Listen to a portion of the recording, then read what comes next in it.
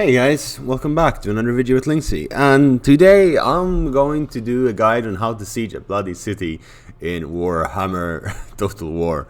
So, yeah, it's a big problem to siege cities in this game, because an all-out assault is gonna cost you an arm, a leg, and your entire army. So what do? You do a methodological and swift execution of everything inside the city.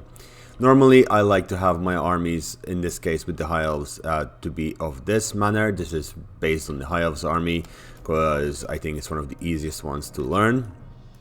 But you're gonna need missile units, you're gonna need 2 siege equipment that can take down towers, and you're gonna need some lords or heroes that you can place in front of your siege to take the damage for you.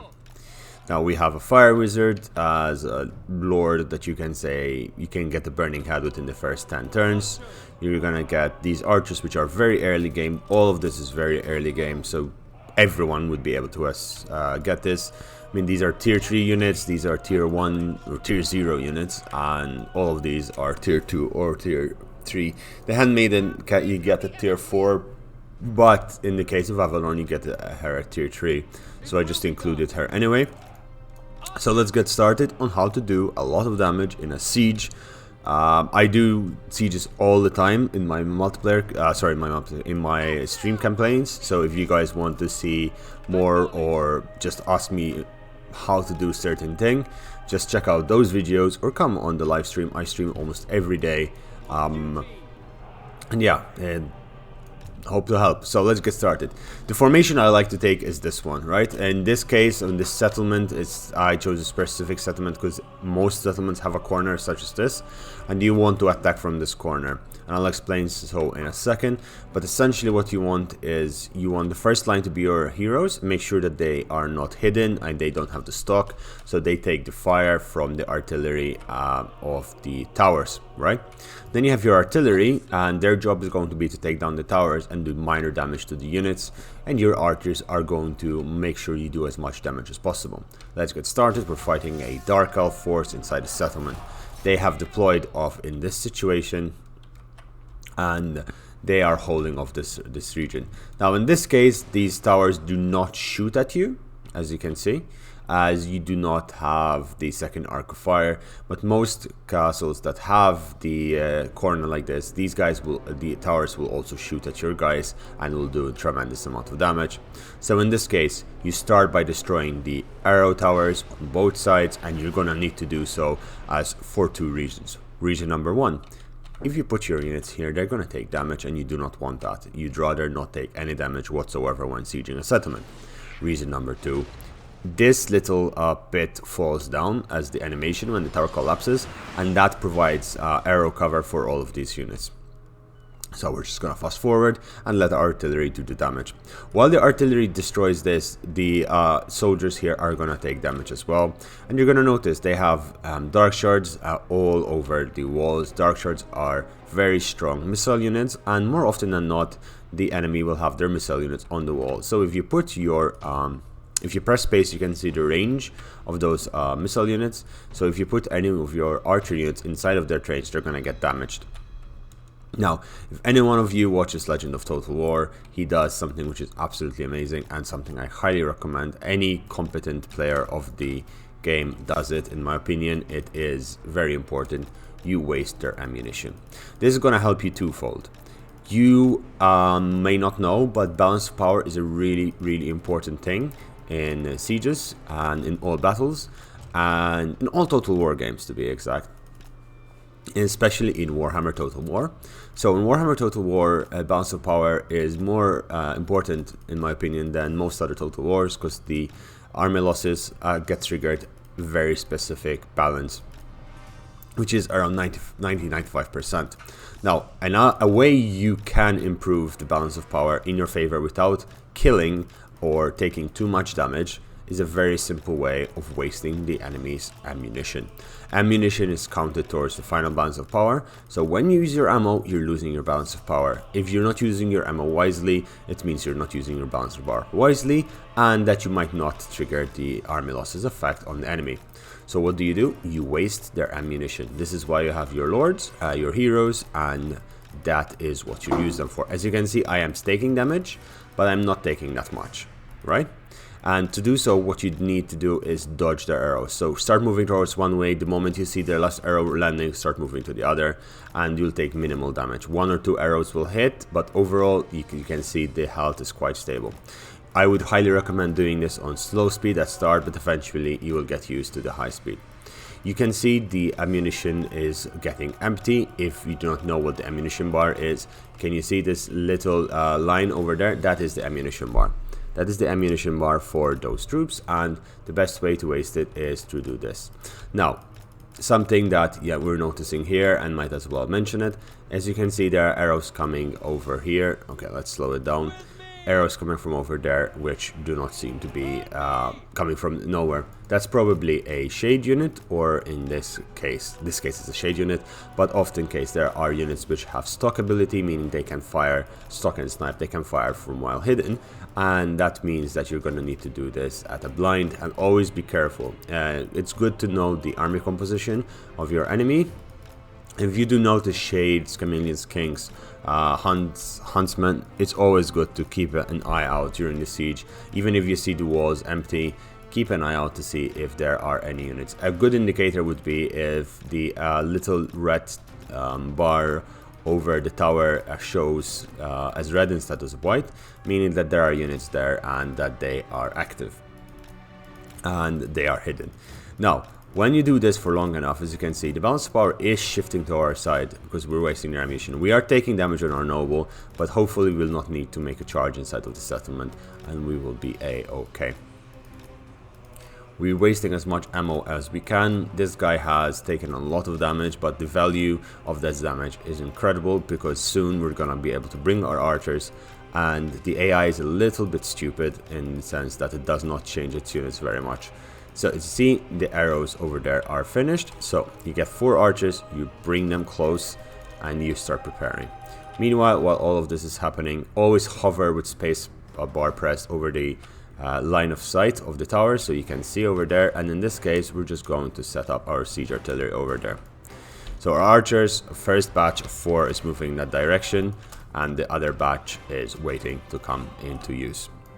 Always keep the lord or hero in front of the archers, as that will help tremendously. In this case, they moved. Oh, no, move back. They moved the dark shards, and we're gonna have to try and dodge as much as possible again. They don't always do so, but keep in. This is why you keep your hero or lord in front of your archers. So if that happens, you can have a damage sponge.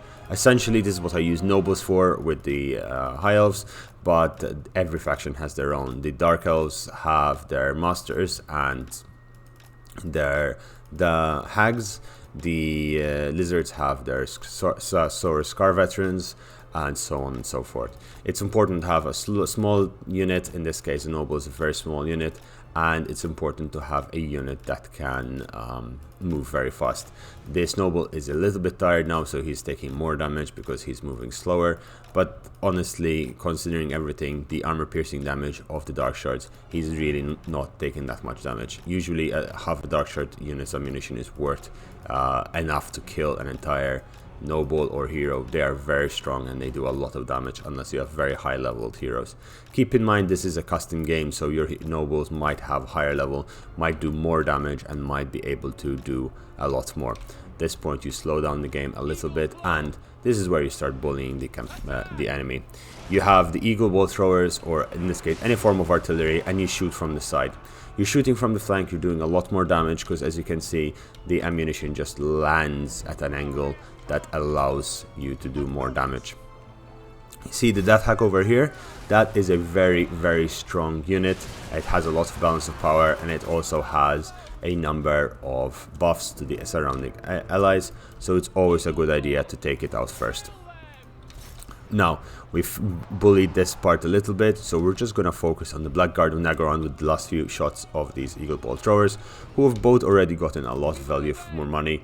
They've done a lot of damage, more than they say here, because they have destroyed 2 arrow towers over there.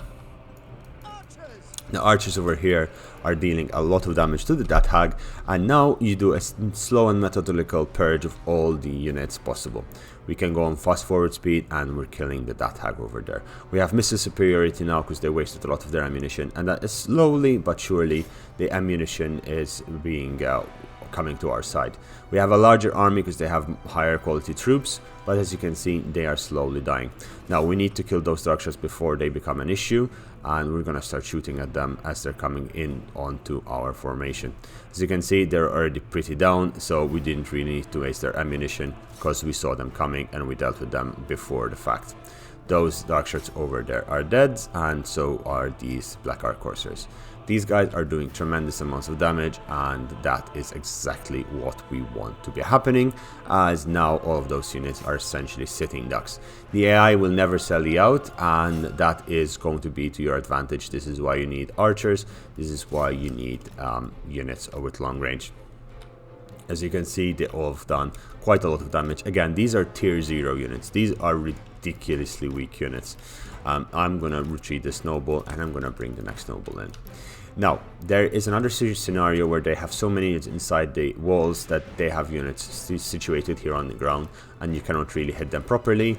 You can always make a hole in the wall and start shooting through it. With some factions, that is what you need to do. With Skaven, especially with their rattling guns, that is essentially the best way you can deal with the siege. Once your units run out of ammunition, you pick up the next batch and you charge forward and rinse and repeat. You can bring your general forward in this case, or mage, in this case the general is the mage, and start casting some magic to try and burn down the units down here, but in this case there aren't that many units that need to be killed. There are some shades in here that we're going to try and expose with moving our general much closer to the walls, the noble closer to the walls. We're going to shoot at the shades with dual weapons. As you can see, they already took a large amount of damage. Make sure your archers are spaced out. This is a big thing in Total War. If you have overlapping archers, they do not fire as much. As you can see, the damage is very limited.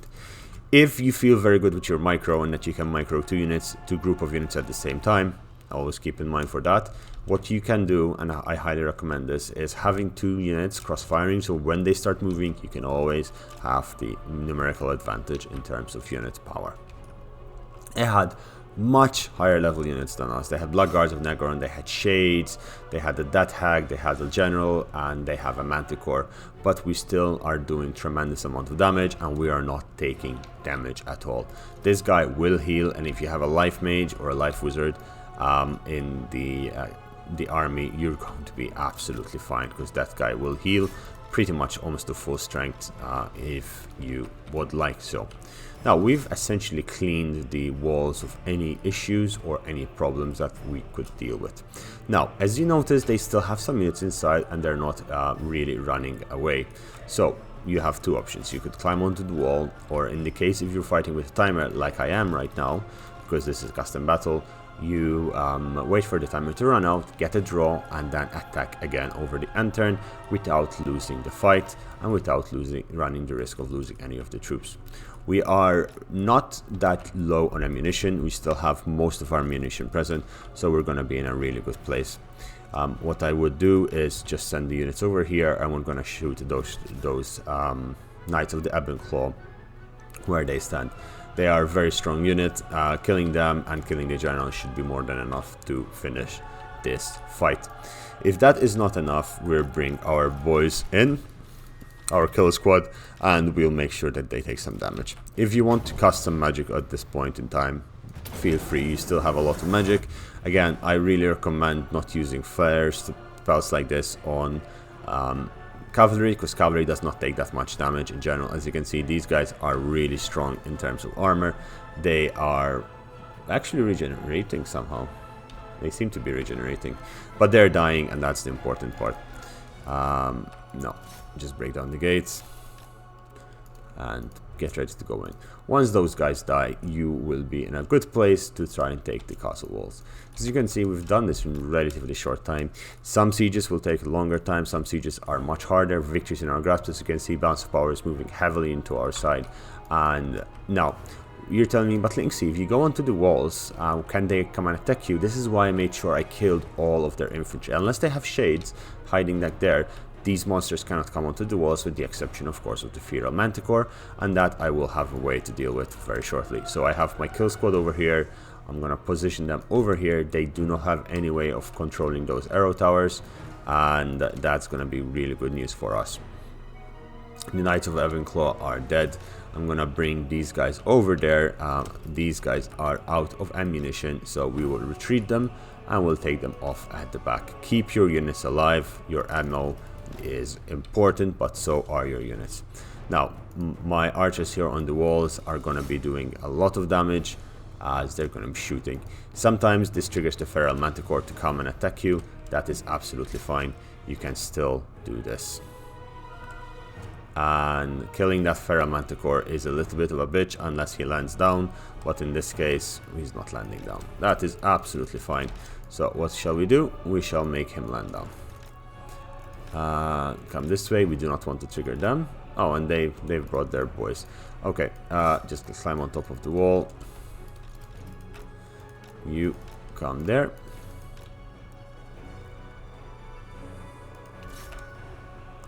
And shoot to your heart's content.